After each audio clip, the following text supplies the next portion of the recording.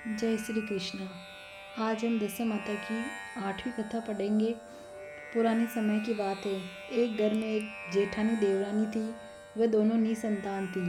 वे मेहनत मजदूरी करके पेट पालती थी। दोनों व्रत पूजन कुछ भी नहीं करती थी। एक दिन दोनों प्रातःकाल गांव में आग लेने गई। उस दिन गांव में दशा माता का पूजन था, इसलिए उन्हें किसी के यहाँ से भी आग नहीं मिली। आग न मिलने पर जेठानी देवरानी से बोली, आज हम दोनों का भी व्रत रहेगा। शाम को आग मिलने पर ही रसोई बनाकर भोजन करेगी।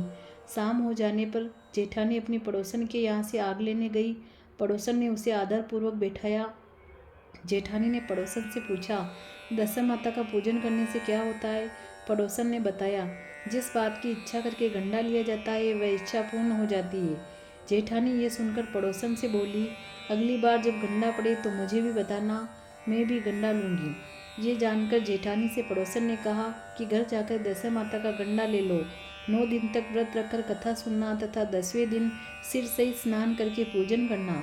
दशा माता चाहेगी तो 10 दिन के भीतर ही तुम्हारी मनोकामना पूरी हो जाएगी। जेठानी जैसे ही आग लेकर घर से बाहर आई तो उसे गाय चरकर आती दिखाई दी।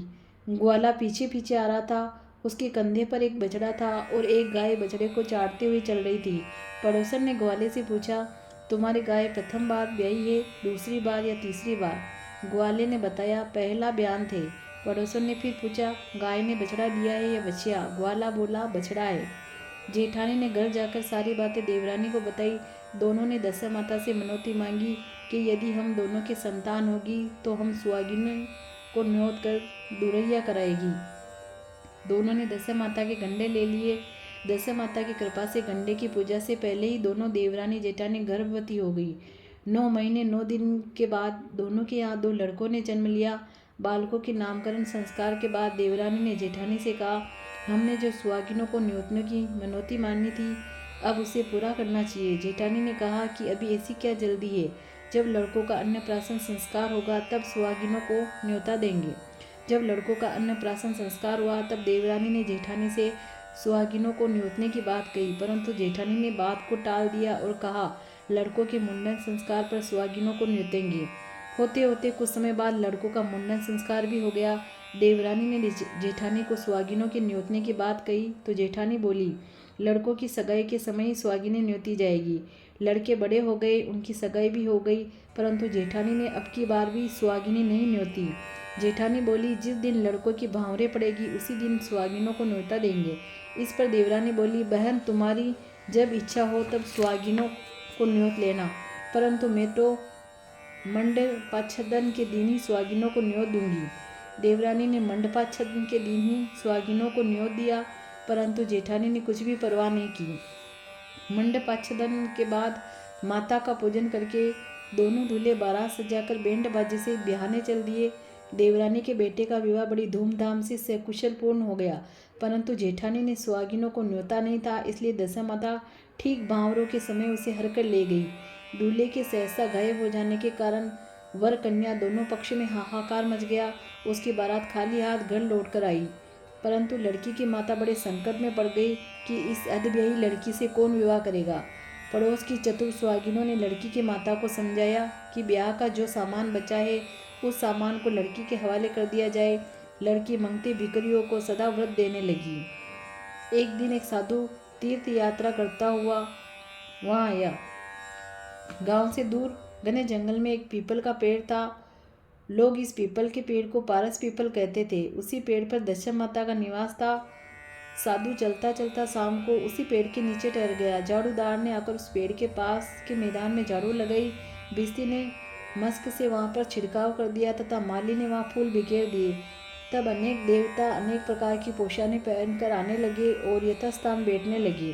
सबसे बाद में स्वर्ग से राजा इंद्र का सिंहासन उतरा।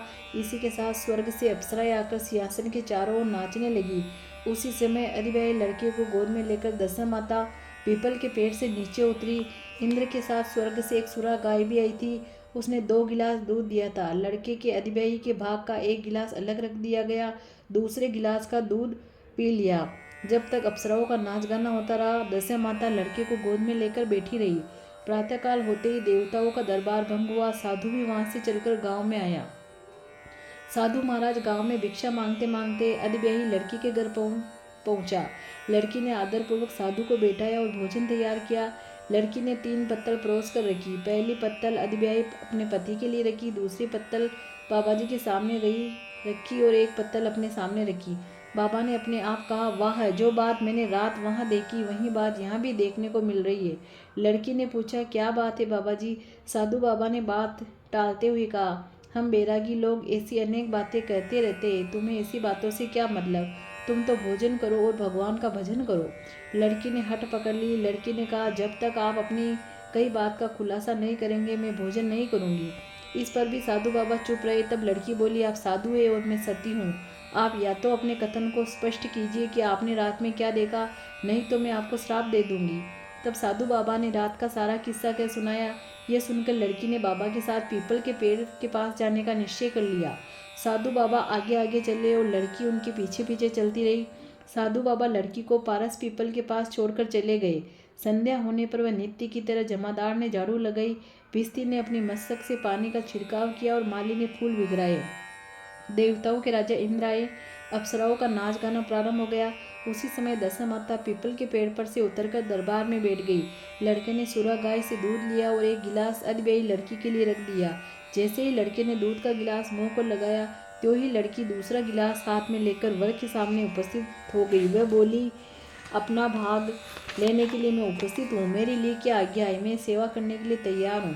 तब लड़का बोला, मैं इस तरह से तुमसे नहीं मिल सकता, मैं दशा माता की सेवा में रहता हूँ, मुझे अभी दरबार में जाकर दशा माता की गोद में बैठना होगा। यदि तुम्हें मुझसे प्यार है तो दशा माता को प्रसन्न करके उनसे मुझे अपने लिए मांग सकती हो, तब मैं तुम्हारा हो सकता हूँ। लड़का दूध पीकर दशा माता की गोद में जाकर बैठ गया। लड़की अप्सराओं के साथ नाच गान करने लगी।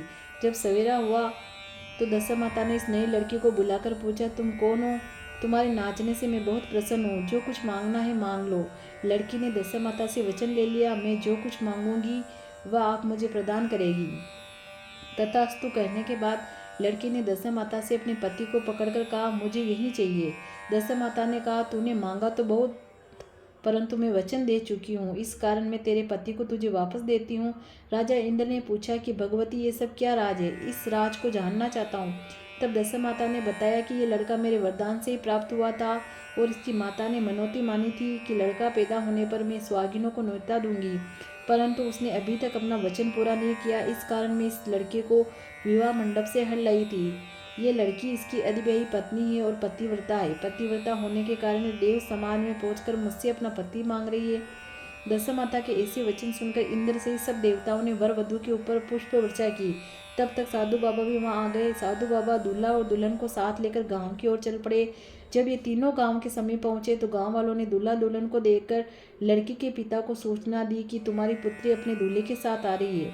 जिस दिन से लड़की चली गई थी तो उसके पिता ने लोका अपवाद के डर से बाहर निकलना बंद कर दिया था। गांव वालों की यह भी बात सुनकर उसने घर के किवाड़ बंद कर लिए। उसने समझा लड़की साधु बाबा के साथ आ रही होगी। जब गांव के गणमान्य व्यक्तियों ने भी वही बात बताई तब उसने घर के किवाड़ खोले और बाहर निकला। जब उसने सचमुच अपने द्वार पर लड़की और दामाद को खड़े देखा तो उसकी प्रसन्नता का ठिकाना नहीं रहा। लड़की के पिता ने उस खुशी के मौके पर बहुत दान पुण्य किया और फिर से विवाह की तैयारी की। लड़की ने अपनी माता से कहा कि इस तरह से विवाह नहीं होगा, पहले दूल्हे की माता सुहागिनों को न्योता देकर बारात लेकर आए, तब विवाह के नेक पूरे किए जाए। लड़की के पिता ने लड़के के घर पर खबर भेजी। लड़के की माँ ने पहले सुहागिनों को न्योता दिया, तब बारात चली। बड़ी धूमधाम से विवाह हुआ। वर वधू दोनों अपने घर आ गए। वधू की खुशी में लड़के की माता ने दोबारा सुहागिनों को न्योता दिया। उसी समय से विवाह के भांवरों के दिन वर के घर पर सुहागिनों को न्योता देने की प्रथा चली आ रही है। हे माता रानी दशा माता, आपने जिस तरह सती की दशा बदली वैसे वह सभी का कल्याण करे। जय दशा माता।